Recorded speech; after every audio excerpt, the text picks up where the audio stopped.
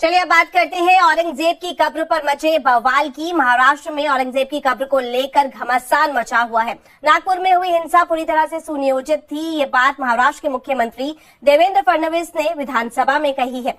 फडणवीस ने कहा कि पत्थर एक जगह जमा किए गए थे, पेट्रोल बम पहले से ही बनाकर रखे गए थे। हिंसा के दौरान उपद्रवियों ने कई गाड़ियों में आग लगा दी। इस दौरान पुलिस पर भी हमला किया गया। फडणवीस ने लोगों से शांति बनाए रखने की अपील की है और साथ ही ये भी कहा है कि हिंसा में शामिल उपद्रवियों के खिलाफ कड़ी कार्रवाई की जाएगी।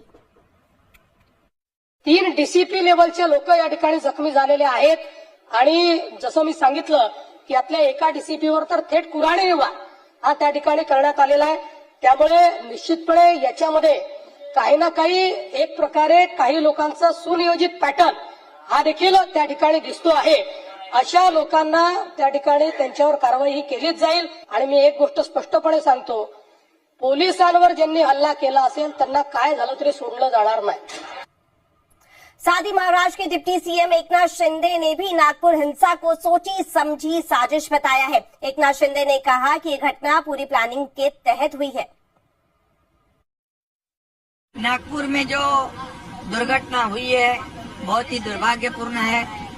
जो आगजनी हुई है, जहाँ पर कई लोग 2-4 हजार लोग इकट्ठा होकर जो समाज कंटक थे उन्होंने कई घरों को वहाँ पर मोमिनपुरा है, महाल एरिया है, चिटनीस पार्क है, यहाँ पर इकट्ठा होकर लोगों के घरों को लक्ष्य कर दिया, टारगेट कर दिया, पथराव किया, आगजनी कर दी, वहाँ की गाड़ियाँ जलाई और एक ऐसे जगह पर उनकी गाड़ियाँ 100-150 पार्क होती थी।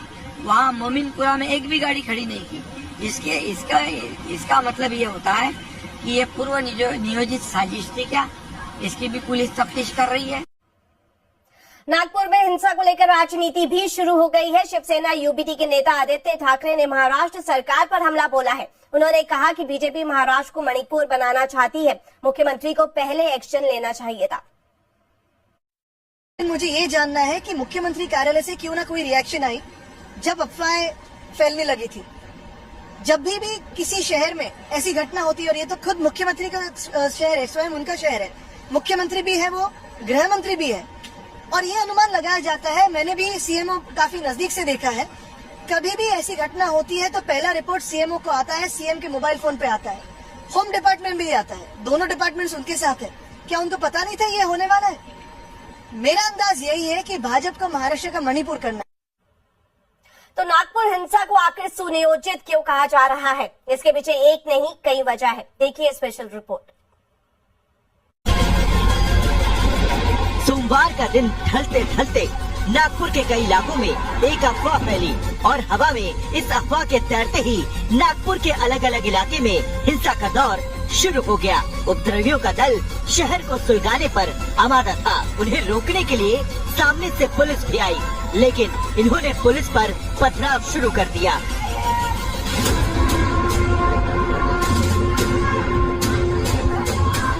सबसे पहले जरा इस वीडियो को देखिए। ये वीडियो एक घर के अंदर बनाया गया और खिड़की के बाहर गली में उपद्रवी हिंसा का तूफान मचाते दिख रहे हैं। इनमें से ज्यादातर ने अपना चेहरा नकाब से ढक रखा है, लेकिन कुछ कैमरे की नजर से बच नहीं पाए।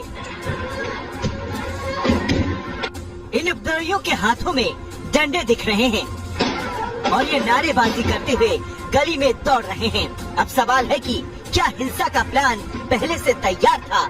अगर नहीं तो एक साथ इतने लोग लाठी डंडा लेकर कैसे पहुंच गए? उपद्रवी अपनी पहचान छुपाने के लिए पूरी तैयारी के साथ कैसे आए? जिन इलाकों की गलियों में उपद्रवी लोगों के बीच खौफ पैदा कर रहे थे, हिंसा की आग भड़का रहे थे, उन गलियों में रहने वाले चश्मदीदों की जुबानी सुनेंगे तो समझ आएगा कि हिंसा के वक्त का मंजर कैसा था। बहुत भयानक था वो कभी भी आंखें ऐसे घूमते आ रहे मेरे की तरह दरवाजा और अंदर घुसने के इस हिसाब से वो लोग और जब के लाठी बढ़ रहे थे। उनके पास लकड़ियाँ थी, वो भी मार रहे थे। ये पूरा एक छत लटक गया था, उसके अंदर गिर था, पूरा बाहर डाल दिया था और वहाँ से इतने बड़े बड़े कांच और पत्थर फेंके थे उन्होंने। अब जरा इस सीसीटीवी वीडियो को गौर से देखिए। शाम के 7 बज रहे थे और उपद्रवियों की टोली ने इस मोहल्ले में अपना कब्जा जमा लिया था। उपद्रवी इत्मीनान से यहाँ खड़ी कारों में तोड़फोड़ करते दिख रहे हैं। कईयों के चेहरे ढके हैं और किसी ने दोनों हाथों में हॉकी स्टिक थाम रखी है। हिंसा करते इन लोगों को यहाँ न कोई रोकने वाला था न टोकने वाला।